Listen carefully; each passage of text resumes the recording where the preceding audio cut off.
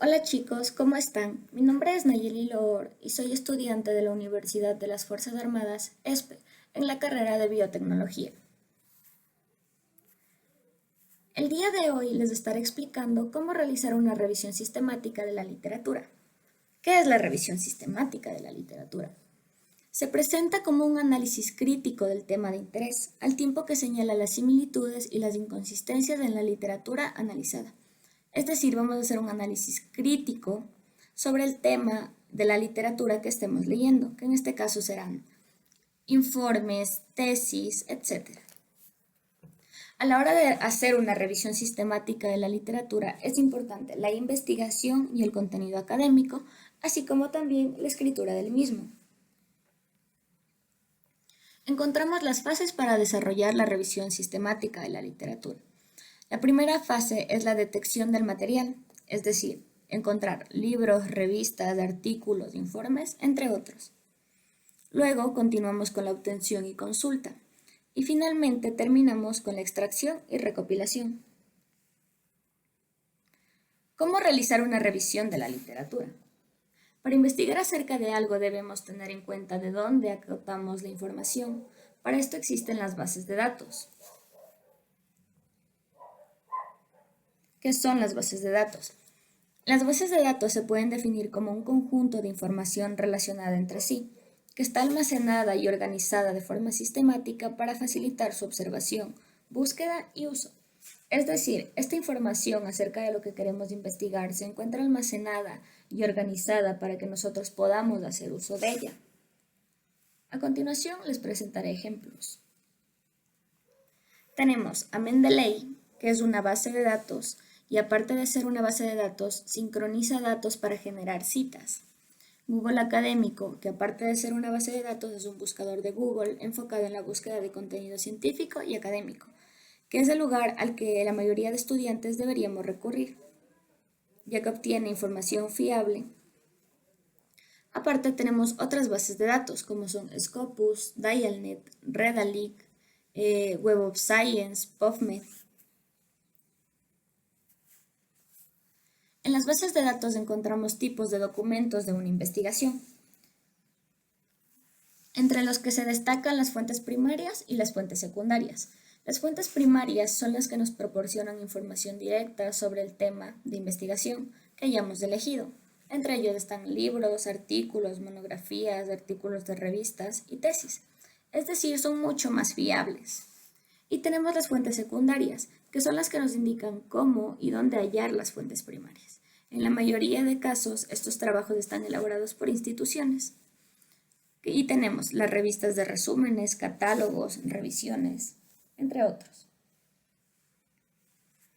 Ahora se preguntarán, ¿cómo buscar de forma correcta la información en bases de datos?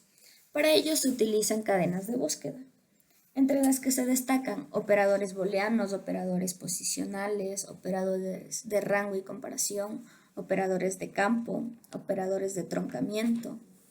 Entre los que se destaca de operadores booleanos está el AND, que en inglés significa y, OR, que significa o, NOT, que significa no, es decir, que vamos a excluir una palabra, etc. Tenemos los operadores de rango y comparación, que son mayor que, menor que, igual que, menor o igual, etc. Operadores de campo, que van a buscar exactamente algo, buscar de autor, buscar en notas, buscar en títulos. Y los operadores de truncamiento, que son los que reemplazan caracteres. A continuación tenemos un ejemplo, en el que utilizamos cadenas de búsqueda. Y tenemos medicina and deporte. Las cadenas de búsqueda tenemos que acotar que va entre comillas.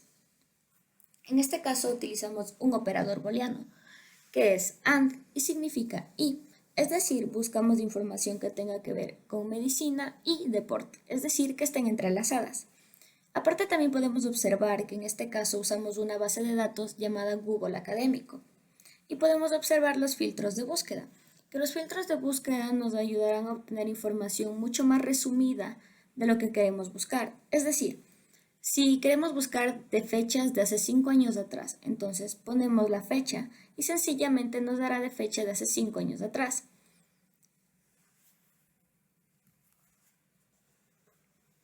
La recopilación de información. Para la recopilación de información podemos usar estos cuadros, que son el título, el autor, un resumen de la información y datos adicionales, que en este caso serían hallazgos, soluciones, preguntas de la problemática, etc. Esta recopilación de información nos ayudará a la hora de realizar la revisión de la literatura, es decir, nos ayudará para obtener algo más resumido, algo más corto y concreto acerca de lo que queremos y necesitamos. Por eso en la recopilación de la información se analizará lo que sí nos sirve y lo que no nos sirve.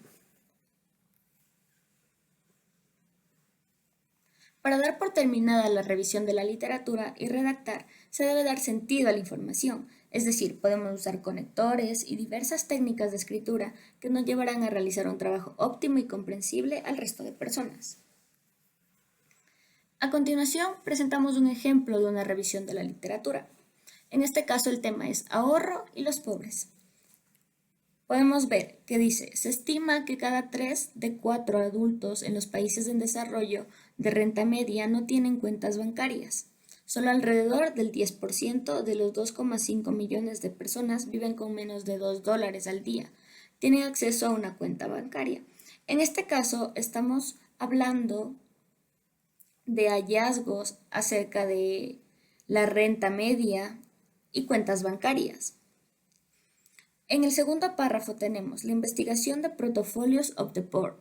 En este caso estamos hablando específicamente de una bibliografía, de un lugar del que sacamos esta información. Y por último, sin embargo, la investigación ha sugerido, estamos concluyendo la investigación, es decir, estamos concluyendo y sacando lo más importante